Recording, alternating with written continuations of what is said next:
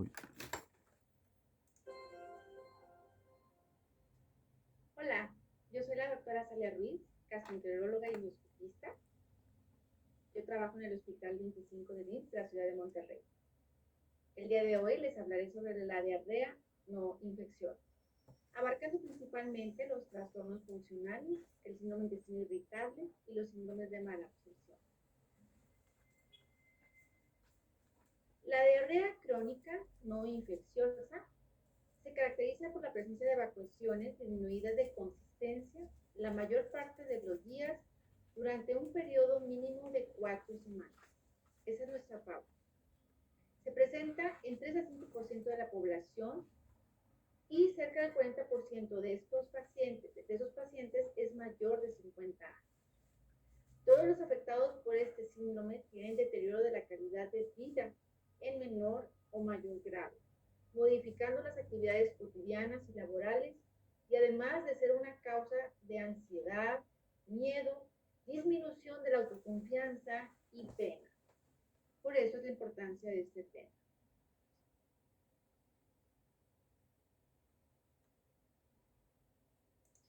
Existen 4 mecanismos fisiopatológicos de la diarrea crónica: secretora, osmótica, inflamatoria y por absorción alterada.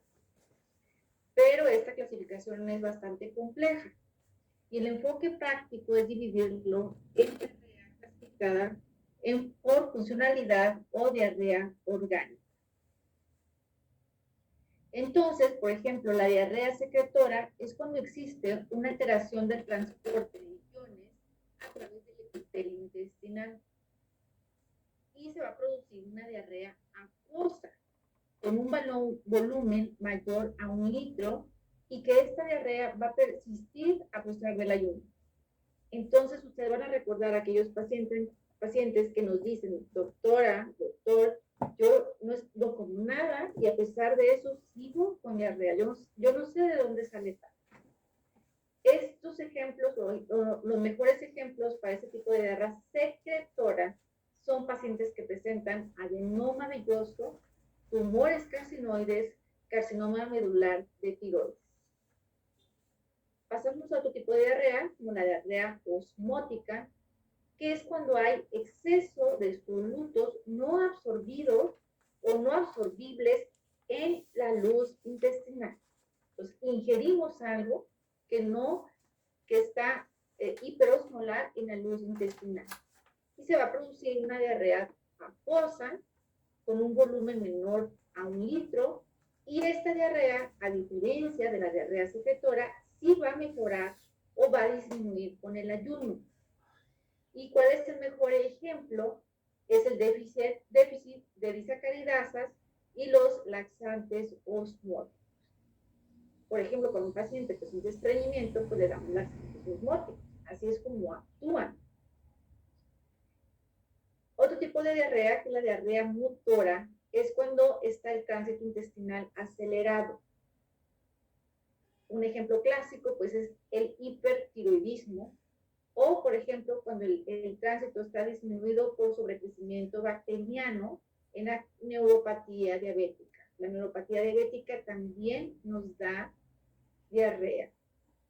La diarrea inflamatoria, en la cual ya se habló en otro capítulo, es la pérdida de integridad de la mucosa por las úlceras que presenta la enfermedad inflamatoria como tal, y esa diarrea nos produce moco, pus y sangre. Y esta también persiste a pesar del ayuno. El paciente no come nada y continúa con diarrea. Estos ejemplos son enfermedad inflamatoria intestinal y enterocolitis por radiación. Aquí hacemos una subdivisión de la diarrea malabsortiva o por malabsorción, que son ejemplos: la esteatorrea, que produce disminución de peso y carencias nutricionales. La categoría funcional de la diarrea es el síndrome de intestino irritable y la diarrea funcional. Hay que recordar que el síndrome de intestino irritable es cuando el dolor abdominal va a acompañar a la diarrea. El síndrome de intestino irritable va a causar con síntomas definidos por los criterios de Roma 4, que va a ser un dolor abdominal recurrente al menos 3 días por mes en los últimos 3 meses, asociado con un cambio tanto en la frecuencia o en la forma de las deposiciones, y va a mejorar con la defecación. Y la diarrea funcional va a ser alteración de las evacuaciones, pero sin dolor abdominal. En la diarrea crónica, muchos pacientes van a tener causas orgánicas, por ejemplo, colitis microscópica, y esa colitis microscópica, a pesar de que sea orgánica, puede cumplir con los criterios de Roma 4. Entonces, esos son unos criterios que están muy establecidos, que sí están en las guías de la Haga, en las guías internacionales europeas. Sin embargo, si estamos sospechando nosotros o nos queda la duda que el paciente tiene una diarrea funcional o orgánica, el paciente debe ser estudiado con una colonoscopía para descartar la etiología orgánica.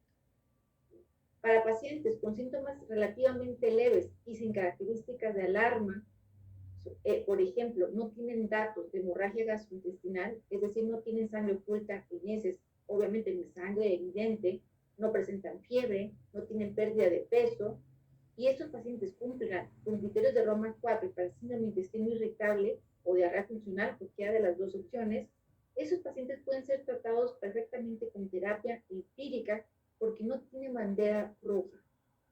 Entonces, si la terapia empírica falla, entonces ahí sí ya podemos empezar a hacer estudios para descartar otras causas de diarrea crónica. Diagnósticos diferenciales de diarrea crónica, además de estos funcionales que ya comentamos. Antecedentes de estreñimiento, por ejemplo. Muchas veces podemos confundir que el paciente tiene diarrea y decimos, el paciente tiene diarrea, le vamos a dar tratamiento para la diarrea, y en realidad no es diarrea, en realidad es un estreñimiento. Y puede tener el paciente diarrea por rebosamiento. Esto es algo que confunde un poco y sí ocurre con relativa frecuencia. Aquellos pacientes que tienen un estreñimiento tan severo que pueden tener una impactación en la ámpula rectal por grandes cantidades de materia fecal, la cantidad de líquido que escurre, que se logra traspasar por esa materia fecal impactada, sale de forma, digamos que espontánea, y entonces el paciente tiene cierta incontinencia, y esa es diarrea por rebosamiento, pero en realidad no tiene diarrea, y lo que tiene está impactado. Entonces, esta diarrea va a empeorar a pesar del tratamiento antidiarreico. Los pacientes con diabetes o aquellos que intentan perder peso deben ser interrogados sobre el consumo de alimentos dietéticos que contengan alcoholes de azúcar mal absorbido. Entonces, todos los pacientes, acuérdense, pacientes que son diabéticos y que están tomando muchos edulcorantes, entonces hay que ser interrogados porque esta puede ser la causa de la diarrea. Otros diagnósticos diferenciales, por ejemplo, datos de proctitis, tenemos que interrogar también esto. Aquellos pacientes que evacúan en pequeñas cantidades, muy frecuente, y que se quejan o refieren tenesmo y pujo y sangrado, nos van orientando hacia el diagnóstico diferencial. Diarrea de origen de intestino delgado, aquellos pacientes que tienen un volumen muy grande de la diarrea y las heces son menos frecuentes, y esto nos sugiere que tenga una etiología de intestino delgado. Y los pacientes que tienen esteatorrea, que nos indica o nos sugiere una mala digestión o mala absorción de la grasa, cuando vemos las gotitas, cuando el paciente ve las gotitas de grasa en la taza del baño. Este diagrama es un diagrama de flujo en el cual nos va a ayudar, es muy útil para ir guiándonos qué estudios es lo que tenemos que hacer en nuestro paciente. Entonces, ustedes hacen su historia clínica y los va a ir guiando sobre si ustedes piensan que el paciente tiene una diarrea funcional a la izquierda, o si el paciente tiene una diarrea orgánica, si tiene una diarrea funcional, bueno, si tiene datos de alarma, sí o no. Si no tiene datos de alarma, pues piensan en el síndrome de intestino irritable. Si tiene datos de alarma, pues tienen que hacerle estudios. Si piensan en una enfermedad inflamatoria, pues todos los estudios para enfermedad inflamatoria. Si el paciente, ustedes piensan que no tiene enfermedad inflamatoria, todos los estudios que solicitamos para ellos salieron bien, entonces nos vamos a guiar los estudios que ustedes están centrados en el medio para diferenciar entre si la diarrea pensamos que es osmótica, secretora o esteatorrea. Entonces ustedes fijan, por ejemplo, lo que corresponde para este tema, en el rubro donde dice diarrea osmótica, tenemos que descartar la absorción de carbohidratos, uso de laxantes. En el cuadro donde dice diarrea secretora, tenemos que descargar colitis microscópica, medicamentos, malabsorción de sales biliares, enfermedad celíaca, infecciones, diarrea endocrina, diarrea secretora. En la esteatorrea tenemos que descartar insuficiencia pancreática, exócrina, deficiencia de ácidos biliares, sobrecrecimiento bacteriano, enfermedad celíaca, síndrome de intestino corto, isquemia intestinal, obstrucción linfática. Obviamente es un grupo de diarreas poco, o sea, más raras o poco comunes, pero es un amplio grupo de enfermedades. Vamos a hablarles sobre las más frecuentes. La diarrea acuosa osmótica, una causa frecuente, porque este producto que tienen ustedes aquí es muy socorrido, es un producto muy conocido por todo el mundo, que lo pueden comprar al alcance de cualquier persona o de cualquier paciente en la farmacia. Es un antiácido, bueno, por poco se me salía la marca, pero ustedes lo conocen, sales de magnesio, y este producto es muy consumido por los pacientes, y esto nos puede producir una diarrea osmótica. Perdón. El consumo de carbohidratos poco absorbibles también nos produce una diarrea osmótica por malabsorción de carbohidratos. Existen medicamentos que pueden producir diarrea.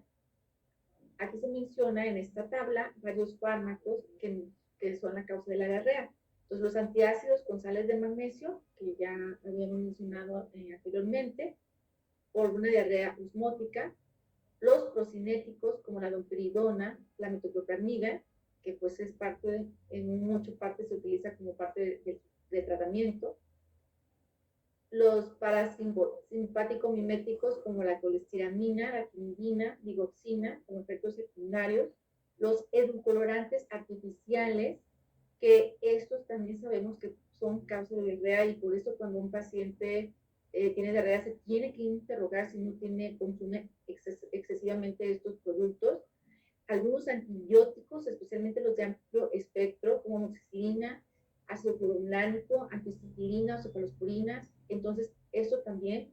De hecho, los antibióticos se pueden producir diarrea secundaria o relacionada a antibióticos, o como una complicación de su consumo relacionada a Clostridium difficile. Entonces, siempre se debe interrogar esto en historia clínica. Los antiinflamatorios no esteroideos también te pueden producir diarrea, y la cafeína, principalmente en exceso, también te causa diarrea. Ahora, la diarrea osmótica por malabsorción de carbohidratos o ingesta de carbohidratos pobremente absorbibles se caracteriza por un pH menor a 6 en las heces fecales, con una fermentación colónica. En esto va a haber una malabsorción tanto de grasas como de aminoácidos. Y la forma pura principal de este tipo de diarreas es la de la lactosa secundaria a deficiencia de lactasa. ¿Qué va a pasar con esta diarrea? Va a haber una ingestión de azúcares alcoholados poco absorbibles usados como endulzantes, ya sea, por ejemplo, son el sorbitol y dolo. En esta va a haber una ingestión excesiva de azúcares como la fructosa y los inhibidores de la absorción de los carbohidratos acarbosa. Esos son los ejemplos de este tipo de diarrea. Y este dibujito, pues yo creo que les ha de sonar muy frecuente, que la intolerancia a la leche, pues es muy frecuente, y sobre todo en las personas mayores de 50 años. La esteatorrea traduce un defecto en la solubilización, digestión y absorción de las grasas en el intestino delgado, y ese es un tipo de mal digestión. Y la principal causa de este tipo de diarrea es la insuficiencia pancreática exógena o ausencia de bilis. Aquí hay una mala función en el transporte, y puede haber se debe a enfermedades de la mucosa, como el ejemplo de la enfermedad celíaca. La cantidad absoluta de esteatorrea y la concentración de grasa fecal proporcionan pistas sobre la causa de la esteatorrea. Puede haber maldigestión o puede haber malabsorción. En el caso de la maldigestión, el grado de esteatorrea tiende a ser mayor con la mala digestión, a menudo de 30 gramos de grasa al día, y la concentración de la grasa fecal tiende a ser mayor por la inadecuada descompensación de las grasas. La digestión de las grasas se va a conservar en el caso de la malabsorción, y los triglicéridos en el colon van a inhibir la absorción del agua y electrolitos. La malabsorción de las grasas se va a asociar a menudo con mala absorción de líquidos y electrolitos, por lo que el contenido de grasa en las heces se va a diluir. Algo muy frecuente, esto es muy frecuente, la diarrea funcional por el secundaria a un intestino irritable. El dolor abdominal va a ser muy característico, que va a acompañar prácticamente siempre a la diarrea. Si a diferencia de esto tenemos una diarrea sin dolor abdominal, entonces el síndrome de intestino irritable se va a catalogar como diarrea funcional. En estas ocasiones el volumen fecal va a ser menor a 400 gramos al día, o son evacuaciones en escasa cantidad, y aquí no suele haber evidencia de pérdida de peso o enfermedad crónica, porque estamos hablando obviamente de una diarrea funcional, no es una diarrea orgánica. La colitis microscópica es una enfermedad que hay de diferentes categorías: la colitis microscópica, la colitis colagenosa, la colitis linfocítica, y estas producen diarrea acuosa que endoscópicamente la colonoscopía se reporta normal, pero al momento de tomar biopsias sí se encuentran cambios histopatológicos característicos, y dependiendo de qué tipo de estas colitis va a variar la histología. En la colitis microscópica va a haber una inflamación linfoplasmacítica en la lámina propia, y va a haber una linfocitosis intraepitelial, engrosamiento de la colágena subepitelial en la colitis linfocítica. Y la causa común de la diarrea de origen desconocido, el 10% de las diarreas crónicas no sanguinolentas es en general para la colitis microscópica. Antes no se conocían este tipo de patologías y muchos pacientes eran catalogados como una diarrea quizás funcional, porque no se conocía, no se tomaban las biopsias, macroscópicamente se veía de aspecto normal y no se pensaban en estas posibilidades. Pero ahora cualquier paciente que tiene diarrea crónica, ya sabemos que aunque se vea endoscópicamente de aspecto normal, se tiene que tomar biopsias para hacer este tipo de diagnóstico.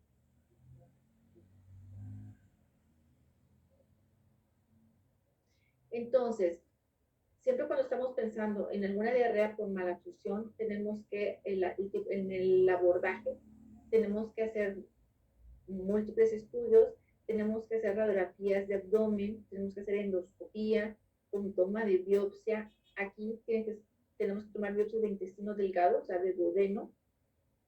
Por ejemplo, hay otra forma para descartar el diagnóstico de sobrecrecimiento bacteriano. Además de las biopsias que nos descartan enfermedad celíaca de duodeno, tenemos que hacer aspirado para descartar síndrome de sobrecrecimiento bacteriano, y ahí vamos descartando otras etiologías.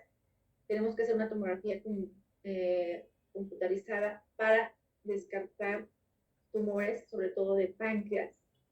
Tenemos que hacer una colangioresonancia para descartar patología de la encrucijada hepatobiliar. Aquí tenemos el duodeno, tenemos el páncreas. Tenemos que hacer descartar la enfermedad celíaca, que es la etiología más frecuente responsable de la mala absorción. Las enfermedades celíacas es una etiología que antes se pensaba que era muy raro, pero en las últimas décadas está aumentando su prevalencia, y creemos que no es tanto porque está aumentando, sino porque ahora es una enfermedad que se sospecha más, y como se sospecha más, se está haciendo más el diagnóstico, como lo que ocurre en Europa y en Estados Unidos. El diagnóstico de enfermedad celíaca, recordando, se hace con los anticuerpos titular antitransglutaminasa y antiendomicio. De hecho, como primera línea de screening para enfermedad celíaca, se puede hacer solamente el anticuerpo transglutaminasa y una determinación de inmunoglobulinas IgA para ver que la inmunoglobulina esté en niveles normales. Y ya después, si esos anticuerpos positivo, se puede seguir haciendo estudios, se pueden hacer más anticuerpos para descartar la enfermedad celíaca, pero siempre tiene que ir acompañado con biopsias de duodeno. El tratamiento de la diarrea crónica obviamente va a variar y va a depender mucho de su etiología. Además de brindar al paciente un tratamiento dirigido, según obviamente a su etiología, se debe dar un soporte sintomático para evitar complicaciones como es la deshidratación y la desnutrición. Es importante la comunicación con el paciente en cuanto a qué antibiótico se le debe dar y si el paciente lo requiere. Solamente se debe dar el antibiótico si se documenta un agente infeccioso. El tratamiento empírico antibiótico es menos útil para la diarrea crónica, ya que la infección es una causa mucho menos probable que una diarrea aguda. Si se da un tratamiento antibiótico empírico, tendría que ser de metronidazol o una fluoroquinolona, pero esto es poco factible. El tratamiento podría ser reemplazo de enzimas pancreáticas y la administración de suplementos de ácido biliar conjugado como prueba terapéutica en caso de que no tengas, cuando ya debes hecho tus estudios y que el screening te haya salido negativo para todas las demás patologías. El tratamiento de la diarrea crónica sintomático con un opiáceo, si es necesario, está recomendado, como lo es el tratamiento con loperamida, morfina y codeína. La loperamida pues es un antidiarreico que es bastante conocido, pero el cual también debe de ser usado y debe de ser recomendado en forma adecuada para que el paciente no abuse de estos medicamentos y no vayamos a pasarnos al otro extremo y que el paciente vaya a producir distensión abdominal por una sobredosis de sus medicamentos. El octreotide también podría ser recomendado para ese tipo de pacientes como para el tratamiento de la diarrea, pero tiene sus indicaciones muy específicas. La clonidina es útil, por ejemplo, en casos de pacientes que tengan diabetes mellitus. El tratamiento sintomático, lo que es la loperamida y el difenoxilato, son antidiarreicos de potencia leve a moderada y estos se van a unir a los receptores opiáceos en la pared intestinal para inhibir la secreción de acetilcolina y prostaglandinas. Por eso van a reducir la peristalsis propulsiva, van a producir disminuir los movimientos intestinales, con ello van a disminuir la diarrea, van a disminuir el tiempo del tránsito intestinal en general, también te disminuyen el tono del esfínter anal, pero van a incrementar el tono del esfínter anal y lo cual te va a permitir retener más evacuaciones. Reducen la incontinencia, reducen la urgencia y esos medicamentos van a controlar los síntomas, no controlan los síntomas de las diarreas de gran volumen. Tenemos otros tipos de antidiarreicos como el racecodotilo, que es un profármaco inhibidor de las encefalinas y este medicamento va a reducir la hipersecreción de aguas y electrolitos sin modificar la motilidad intestinal a diferencia de la loperamida. Entonces es un mecanismo de acción bastante diferente, pero es muy útil también en los pacientes con diarrea. El octreotide es un medicamento que es análogo de la somatostatina y este medicamento es útil en los pacientes que tienen síndrome carcinoide y otros tumores neuroendocrinos. Por eso les comentaba hace rato que el octreotide tiene que tener, cuando ya tienes el diagnóstico de este tipo de tumores, entonces sí está indicado cuando el paciente tiene síndrome carcinoide, porque a veces puede tener el tumor carcinoide, pero no tiene el síndrome carcinoide. Entonces, si el paciente tiene ya las características y ya está documentado el diagnóstico, entonces sí está indicado dar el octreotide. También para aquellos pacientes que tienen diarrea secundaria a quimioterapia o que tienen síndrome de dumping, o pacientes con intestino corto, también está indicado usar octreotide. Y este medicamento, bueno, puede tener algunos otros efectos secundarios a largo plazo. Esta es una tabla donde se muestra, bueno, que les quería mostrar eran los medicamentos de los que más se utilizan para la diarrea crónica, que es como la loperamida. Tenemos el caulinpectina, que también es conocido por ustedes, pero de hecho la caulinpectina se usa más para la diarrea aguda. Tenemos lactobacilos, que hay muchos, muy diferentes marcas que se usan tanto para diarreas agudas como para diarreas crónicas. Y recordando, o en resumen, el abordaje de los pacientes con diarrea crónica sabemos que es complicado porque es un tema bastante extenso, consume tiempo y recursos debido a la gran cantidad de etiologías posibles y que, pero si nosotros hacemos un abordaje adecuado y nos guiamos por estos algoritmos que existen, podemos llegar en la mayoría de los casos a un diagnóstico específico. Es fundamental clasificar el cuadro clínico para poderlo diferenciar entre si nuestro paciente tiene una diarrea funcional u orgánica. Y ya de acuerdo a eso lo vamos a dividir en los subtipos de las diarreas. Si estamos hablando de una diarrea secretora, osmótica, motora, por mala absorción, y pues gracias a la historia clínica y a un mínimo de exámenes o los exámenes que sean necesarios, pero los exámenes que se tengan que hacer, de acuerdo a eso, vamos a dirigir el resto de la evaluación clínica para poder llegar al diagnóstico. Entonces, los algoritmos de diagnóstico son una guía susceptible de modificaciones, pero es importante que tengamos una base para poder llegar al diagnóstico correcto y poder dar el tratamiento adecuado. Muchas gracias.